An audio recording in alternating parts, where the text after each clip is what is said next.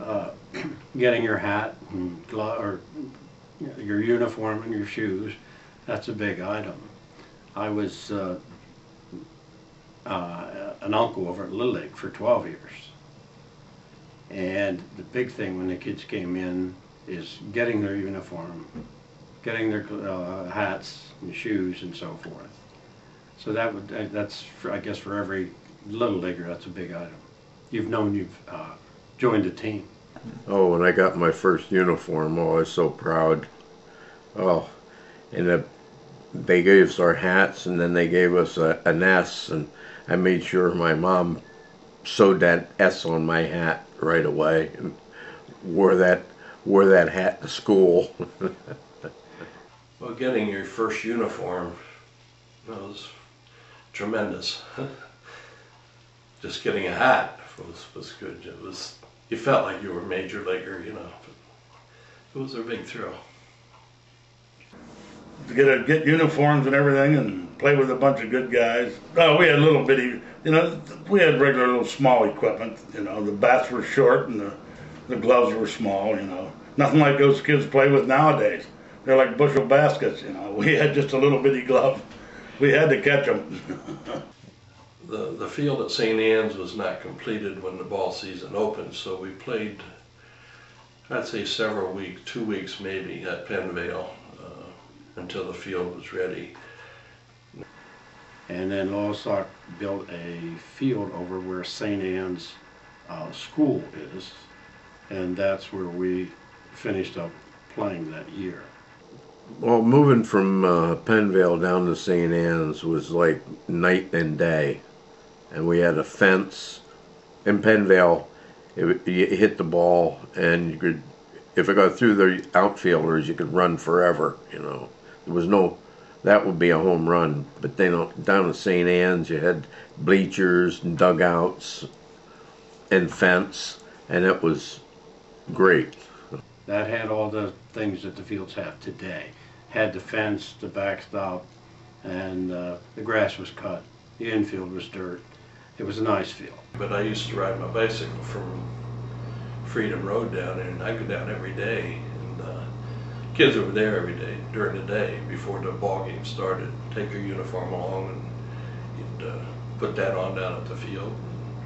And then when we wasn't playing Little League, we had pickup games in some farmer's field. Kids don't have pickup games anymore.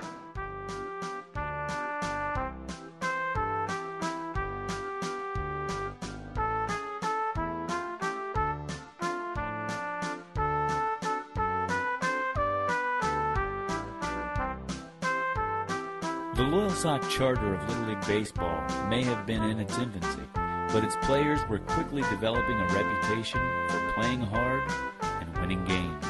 The road that only a few months earlier had led from a farmer's field to a brand new ball field was now leading the Loyalsock All-Star team all the way to the national tournament. Yeah, we had 4 teams in the league, and they selected 14 players. I think there were 4 from 2 of the teams and 3 each from the other 2 teams.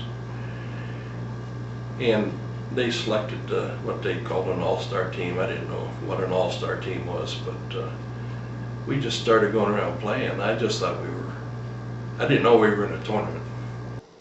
I don't think there was one ball player that knew what we were doing. We just went to each game and played each game, and we just kept winning and going on, and then they told us we had won the city championship, and we didn't know it. And they told us we were going into the state tournament. We just kept playing, and finally one day one of the managers says, "Well, now we're going to play in the state tournament." And I said, "Tournament? I don't know what you're talking about." I thought we were just playing games. And of course we didn't lose anything. At that time it was a 1-game elimination. You were out. But anyway, we got to the state tournament. There was 8 teams in the state tournament. And we've won our first 2 games and lost in the championship game to Lock Haven. They beat us pretty badly. Lock Haven beat us pretty bad in the state tournament. But then they took the first and second place team from the state tournament into the well, they called it the national tournament then, not the Little League World Series. It was called the national tournament. The state tournament was held at Original. Then we went into the national tournament, which was also held at Original. I never had any idea we were going to go play in the World Series. I didn't know. When the All-Stars played, when we made the World Series, the first surprise, I think, for all of us was we got to stay in the Lycoming Hotel, which is currently the Genetti. That was the big thing. And we got to go to the YMCA and swim and do all the things up there. It was a big treat that never been in a hotel in my life. But anyway, it was a big thrill to be. We thought we was something big, you know.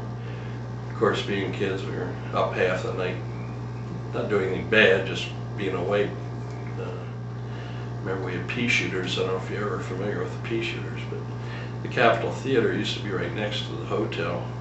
And the room we had was right in line where the janitor used to sweep out into the alley whatever debris was in the theater. We kept shooting the peas down into that open doorway. And he comes out and looks all around. Could never see where it was coming from, but we tormented him for a while. Probably, I think the highlight of the 48th season was we got to stay at the Lycoming Hotel. And we got a new pair of BF Goodrich sneakers. I think that was about it. And the U.S. Rubber Company sponsored Little League back then out of Naugatuck, Connecticut.